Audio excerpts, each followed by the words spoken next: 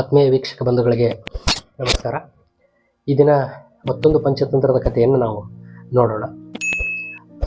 ಈ ಕಥೆಯ ಭಾಗದಲ್ಲಿ ಒಬ್ಬ ಸ್ವಾರ್ಥಿ ತನ್ನ ಅನುಕೂಲಕ್ಕಾಗಿ ಪರರಿಗೆಲ್ಲ ತೊಂದರೆಯನ್ನು ಕೊಡ್ತಾ ತಾನು ಮಾಡುವ ಹೀನ ಕೃತ್ಯ ಯಾರಿಗೂ ಗೊತ್ತಾಗದ ಹಾಗೆ ಗುಪ್ತವಾಗಿರಿಸಿಕೊಂಡು ತನ್ನ ಅನುಕೂಲವನ್ನು ಸದಾಕಾಲ ನೋಡ್ತಾ ಇರ್ತಾನೆ ಅನ್ನುವಂತಹ ವಿಚಾರವನ್ನು ಈ ಕಥೆ ತಮಗೆ ಹೇಳುತ್ತೆ. ಒಂದು ಕಾಡಿನಲ್ಲಿ ವಜ್ರದಂಷ್ಟ್ರ ಅನ್ನುವಂತಹ ಒಂದು ಸಿಂಹ ಇರುತ್ತೆ. ಅದರ ಜೊತೆಯಾಗಿ ಚತುರಕ ಅನ್ನುವಂತಹ ಒಂದು ನರಿ, ಹಾಗೆ ಕ್ರವೆಮುಖ ಅನ್ನುವಂತಹ ತೋಳ ಅದರ ಜೊತೆಯಾಗಿ ಕೆಲಸ ಮಾಡ್ತಾ ಇರ್ತವೆ, ಅದರ ಜೊತೆಗೆ ಓಡಾಡ್ತಾ ಇರ್ತವೆ. ಆ ಎಲ್ಲ ಬಳಗಗಳು ಸೇರಿ ಒಂದು ಸಾರಿ ಕಾಡಿನಲ್ಲಿ ಬೇಟೆಯಾಡೋದಕ್ಕೆ ಹೋದಂತಹ ಸಂದರ್ಭದೊಳಗೆ ಒಂದು ಗುಂಪಿನಿಂದ ತಪ್ಪಿಸಿಕೊಂಡಂತಹ ಹೆಣ್ಣು ಒಂಟೆ ಪ್ರಸವ ವೇದನೆಯಿಂದ ಬಳಲ್ತಾ ಇರುತ್ತೆ. ಆ ಹೆಣ್ಣು ಒಂಟೆಯನ್ನು ನೋಡಿದಂತಹ ಸಿಂಹ ಅದರ ಮೇಲೆ ದಾಳಿ ಮಾಡುತ್ತೆ. ಹಾಗೆ ದಾಳಿ ಮಾಡಿದಾಗ ಸಹಜವಾಗಿ ಆ ಒಂಟೆ ಇವುಗಳ ಕೈಗೆ ಸಿಕ್ಕಾಕಿಕೊಳ್ಳುತ್ತೆ. ಹಾಗೆ ಸಿಕ್ಕಾಕಿಕೊಂಡಂತಹ ಒಂಟೆಯನ್ನು, ಅದರ ಹೊಟ್ಟೆಯನ್ನು ಬಗೆದು ಒಂಟೆಯ ಮಾಂಸವನ್ನು ಸೇವನೆ ಮಾಡಿದಾಗ ಅದರ ಹೊಟ್ಟೆಯಲ್ಲಿರುವಂತಹ ಮರಿ ಜೀವಂತವಾಗಿ ಹೊರಗಡೆಗೆ ಬರುತ್ತೆ. ಆ ಒಂಟೆಯ ಮಾಂಸವನ್ನೆಲ್ಲ ಭಕ್ಷಣೆ ಮಾಡಿ ಆದಮೇಲೆ ಅವುಗಳಿಗೆ ಹಸಿವು ಉಳಿಯೋದಿಲ್ಲ. ಆ ಕ್ಷಣ ಅದರ ಹೊಟ್ಟೆಯಲ್ಲಿ ಜೀವಸಹಿತ ಉಳಿದಂತಹ ಹೊರಗೆ ಬಂದಂತಹ ಮರಿಯನ್ನು ಆ ಸಿಂಹ ತನ್ನ ಜೊತೆಗೆ ಕರೆದುಕೊಂಡು ತನ್ನ ಗುಹೆಗೆ ಹೋಗುತ್ತೆ. ಹಾಗೆ ಹೋದಾಗ ಅಲ್ಲಿ ಆ ಒಂಟೆಯ ಮರಿಗೆ ಹೇಳುತ್ತೆ, ಭದ್ರ, ನಿನಗೆ ನನ್ನಿಂದ ಮತ್ತು ನನ್ನ ಜೊತೆಗಾರರಿಂದ ಅಥವಾ ಈ ಕಾಡಿನಲ್ಲಿ ಇನ್ಯಾರಿಂದಲೂ ತೊಂದರೆ ಆಗದ ಹಾಗೆ ರಕ್ಷಿಸುವ ಜವಾಬ್ದಾರಿ ನನ್ನದು. ನೀನು ಯಾವುದೇ ಭಯ ಇಲ್ಲದೇನೆ ನಮ್ಮ ಜೊತೆಗೆ ಇರಬಹುದು ಅಂತ ಹೇಳಿ ಆ ಒಂಟೆಯ ಮರಿಯನ್ನು ತನ್ನ ಜೊತೆಗೆ ಇಟ್ಕೊಳ್ಳುತ್ತೆ.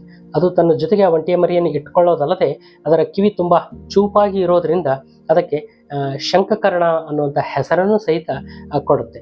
ಹೀಗೆ ಆ ಶಂಖಕರ್ಣ ಅನ್ನುವಂತಹ ಒಂಟೆಯ ಮರಿ ಆ ಸಿಂಹ, ತೋಳ ಮತ್ತು ನರಿಗಳ ಜೊತೆಗೆ ಬದುಕೋದಕ್ಕೆ ಆರಂಭಿಸುತ್ತೆ. ಹೀಗೆ ಕಾಲಗಳು ಕಳೀತಾ ಹೋಗುತ್ತೆ. ಒಂದು ಕಾಲಕ್ಕೆ ಒಂಟೆಯ ಮರಿಗೂ ತಾರುಣ್ಯ ಬರುತ್ತೆ, ಯವನಾವಸ್ಥೆ ಬರುತ್ತೆ.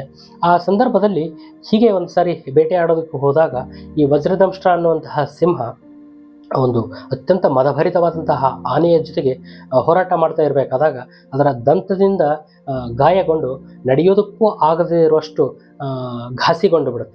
ಹಾಗೆ ಘಾಸಿಗೊಂಡಾಗ ದಿನನಿತ್ಯದ ಬೇಟೆ ಆಡೋದು ಅದಕ್ಕೆ ತುಂಬ ಕಷ್ಟಕರ ಆಗುತ್ತೆ. ಹಾಗೆ ಆದಂತಹ ಸಂದರ್ಭದೊಳಗೆ ಬಹಳಷ್ಟು ದಿವಸ ಹಾಗೆ ಇದ್ದು ಹಸಿವನ್ನು ತಾಳಲಾರದೆ ತನ್ನ ಬಳಗಕ್ಕೆ ಹೇಳುತ್ತೆ, ನೋಡು, ಯಾವುದಾದ್ರೂ ಪ್ರಾಣಿಗಳು ಹತ್ತಿರದಲ್ಲಿ ಸಿಕ್ಕರೆ ನೋಡ್ಕೊಂಡು ಬನ್ನಿರಿ, ನಾನು ಈ ಕಷ್ಟದಲ್ಲೂ ಹೇಗಾದರೂ ಮಾಡಿ ಬೇಟೆ ಆಡಿ ನಿಮಗೂ ಮತ್ತು ನನಗೂ ಆಹಾರಕ್ಕೆ ಏನಾದರೂ ಮಾಡ್ತೀನಿ ಅಂತ ಹೇಳುತ್ತೆ. ಹಾಗೆ ಹೇಳಿದಾಗ ಈ ಮೂರು ಅದರ ಜೊತೆಗಾರರು ಚತುರಕ, ತೋಳ ಮತ್ತು ಈ ಶಂಖಕರ್ಣ ಅನ್ನುವಂತಹ ಒಂಟೆ ಕಾಡನ್ನೆಲ್ಲ ಸುತ್ತಾಕಿಕೊಂಡು ಬರ್ತವೆ. ಹಾಗೆ ಬಂದರೂ ಯಾವುದೇ ಪ್ರಾಣಿ ಅವುಗಳಿಗೆ ಸಿಗೋದಿಲ್ಲ. ಆಗ ಅತ್ಯಂತ ಚತುರ ಬುದ್ಧಿಯವನಾದಂತಹ ಚತುರಕ ಅನ್ನುವಂತಹ ನರಿ ತನ್ನ ಬುದ್ಧಿಯನ್ನು ಪ್ರಯೋಗಿಸುತ್ತೆ. ಹೇಗಾದರೂ ಮಾಡಿ ಈ ಒಂಟಿಯನ್ನೇ ನಾನು ಸಿಂಹಕ್ಕೆ ಆಹಾರವನ್ನಾಗಿ ಮಾಡಿಬಿಟ್ರೆ ನಾವು ಬಹಳಷ್ಟು ದಿನಗಳ ಕಾಲ ಹಸಿವೆ ಇಲ್ಲದೆ ಇದನ್ನು ತಿಂದುಕೊಂಡು ಇರಬಹುದು ಅಂತ ಅದರ ತಲೆಯೊಳಗೆ ಯೋಚನೆ ಬಂದ ತಕ್ಷಣವೇ ಅದಕ್ಕೆ ಮತ್ತೊಂದು ತೊಂದರೆ ಬರುತ್ತೆ. ಈ ಸಿಂಹ ಅದನ್ನು ಬಹಳ ಆತ್ಮೀಯವಾಗಿ ತನ್ನ ಜೊತೆಗೆ ಇಟ್ಕೊಂಡಿದೆ.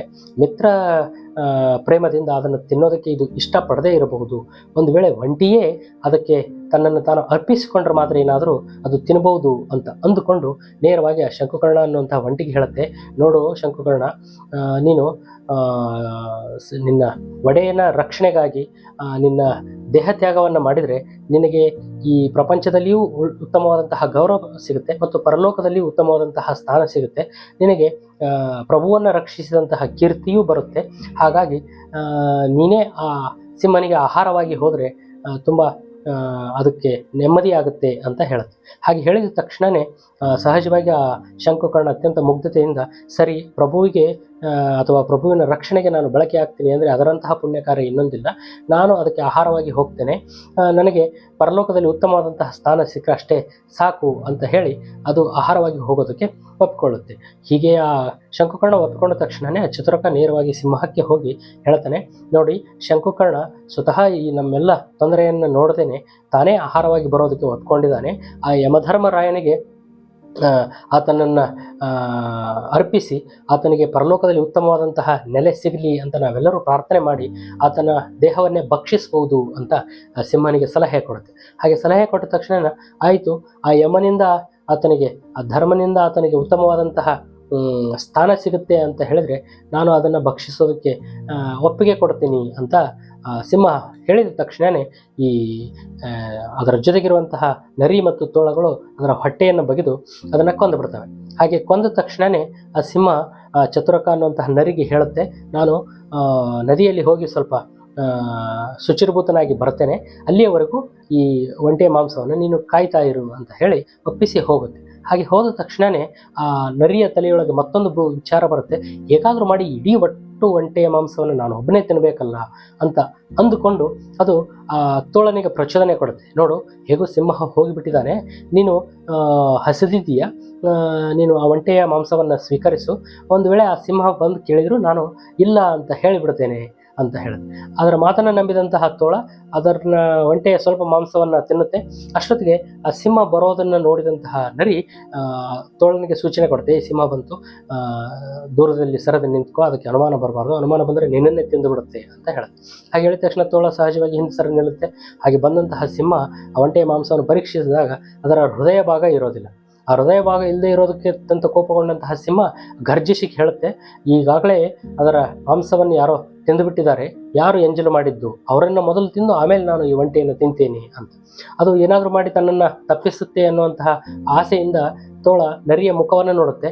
ಹಾಗೆ ನೋಡಿದ ತಕ್ಷಣ ನರಿ ತನ್ನ ಬುದ್ಧಿಯನ್ನು ಪ್ರಯೋಗ ಮಾಡಿ, ನಾನು ಮೊದಲೇ ಹೇಳಿದ್ದೆ ಹಾಗೆ ಪ್ರಭು ಬರೋದಕ್ಕಿಂತ ಮುಂಚೆ ತಿನ್ನಬಾರ್ದು ಅಂತ, ನೀನು ತಿಂದುಬಿಟ್ಟೆ, ಈಗ ಆತನ ಕೋಪವನ್ನು ನೀನು ಅನುಭವಿಸು ಅಂತ ಹೇಳಿ ಸುಮ್ಮನೆ ನಿಂತ್ಕೊಂಡ್ಬಿಡುತ್ತೆ. ಹಾಗೆ ಹೇಳಿದ ತಕ್ಷಣವೇ ಪ್ರಾಣಭಯದಿಂದ ಆ ತೋಳ ಆ ಜಾಗವನ್ನು ಬಿಟ್ಟು ದೂರದ ಪ್ರದೇಶಕ್ಕೆ ಓಡಿ ಹೋಗಿಬಿಡುತ್ತೆ. ಅದು ಹೋದ ನಂತರ ಸಹಜವಾಗಿ ಸಿಂಹ ಒಂಟೆ ಮಾಂಸವನ್ನು ಭಕ್ಷಣೆ ಮಾಡೋದಕ್ಕಾಗಿ ಹೋಗ್ತಾ ಇರಬೇಕಾದಾಗ ದೂರದಲ್ಲಿ ಎಲ್ಲೋ ಒಂದು ಗಂಟೆಯ ಶಬ್ದ ಬರುತ್ತೆ. ಆ ಗಂಟೆ ಶಬ್ದ ಬಂದ ತಕ್ಷಣ ಅದು ಹೊಸ ತರಹದ ಶಬ್ದ ಆಗಿರೋದ್ರಿಂದ ಸಿಂಹ ನರಿ ಹೇಳುತ್ತೆ, ನೋಡೋ ಚತುರಕ, ಅದು ಯಾವುದು ಧ್ವನಿ ನೋಡ್ಕೊಂಡು ಬಾ. ಹಾಗೆ ಹೋದಂತಹ ನರಿ ಸ್ವಲ್ಪ ಕಾಡಿನಲ್ಲಿ ಹೋಗಿ ಒಂದು ಒಂಟೆ ಬರೋದು, ಆ ಒಂಟೆಯ ಕತ್ತಿನಲ್ಲಿ ಗಂಟೆ ಇರುವಂಥದ್ದನ್ನು ನೋಡಿ ವಾಪಸ್ ಬಂದು ಸುಳ್ಳು ಹೇಳಿಬಿಡುತ್ತೆ, ನೋಡು, ಯಮಧರ್ಮನಿಗೆ ಏನೋ ನಾವು ಆ ಒಂಟೆಯನ್ನು ಅರ್ಪಿಸಿದ್ವಿ, ಆದರೆ ಆ ಯಮಧರ್ಮನಲ್ಲಿದ್ದಂತಹ ಒಂಟೆ ಇದರ ಸಂಬಂಧಿ ಆಗಿರೋದ್ರಿಂದ ತನ್ನ ಸಂಬಂಧಿಯನ್ನು ಕೊಂದಿದ್ದಕ್ಕಾಗಿ ನಮ್ಮ ಮೇಲೆ ಕೋಪ ಮಾಡಿಕೊಂಡು ಆ ಯಮಧರ್ಮನನ್ನು ಮತ್ತು ದೊಡ್ಡ ತನ್ನ ಒಂಟೆಯ ಬಳಗವನ್ನೇ ಕರೆದುಕೊಂಡು ನಮ್ಮ ಮೇಲೆ ಸೇಡು ತೀರಿಸಿಕೊಳ್ಳೋದಕ್ಕೆ ಬರ್ತಾ ಇದೆ. ಹಾಗಾಗಿ ಬೇಗನೆ ಎಷ್ಟು ಸಾಧ್ಯವಾಗುತ್ತೋ ಅಷ್ಟು ದೂರ ಈ ಜಾಗವನ್ನು ಬಿಟ್ಟು ಓಡಿ ಹೋಗಿಬಿಡು ಅಂತ ಹೇಳುತ್ತೆ. ಹಾಗೆ ಹೇಳಿದ ತಕ್ಷಣವೇ ಆ ಸಿಂಹಕ್ಕೆ ಬೇರೆ ಉಪಾಯ ಹೊಳಿದೇನೆ ಒಂಟೆ ಮಾಂಸವನ್ನು ಬಿಟ್ಟು ಸಹಜವಾಗಿ ಹೆದರಿಕೊಂಡು ಆ ಸಿಂಹವು ಓಡಿ ಹೋಗಿಬಿಡುತ್ತೆ. ಹಾಗೆ ಓಡಿ ಹೋದಾಗ ಸಹಜವಾಗಿ ಚತುರಕ ಬಹಳಷ್ಟು ದಿನಗಳ ಕಾಲ ಆ ಒಂಟೆ ಮಾಂಸವನ್ನು ಸೇವಿಸ್ತಾ ತನ್ನ ಜೀವನವನ್ನು ನಡೆಸುತ್ತೆ. ಹೀಗೆ ಅತ್ಯಂತ ದುಷ್ಟಬುದ್ಧಿಯವರು ಇನ್ನೊಬ್ಬರಿಗೆ ತೊಂದರೆ ಕೊಟ್ಟು ತಮ್ಮ ಬದುಕನ್ನು ಮತ್ತು ತಮ್ಮ ಜೀವನವನ್ನು ಉತ್ತಮಗೊಳಿಸಿಕೊಳ್ಳುವಂತಹ ಪ್ರಯತ್ನವನ್ನು ಮಾಡ್ತಾರೆ ಅನ್ನುವಂಥದ್ದು ಈ ಚತುರಕ ಅನ್ನುವಂತಹ ನರಿ ಮತ್ತು ವಜ್ರದಂಷ್ಟ ಅನ್ನುವಂತಹ ಸಿಂಹದ ಕತೆ ನಮಗೆ ತಿಳಿಸುತ್ತೆ. ಧನ್ಯವಾದಗಳು.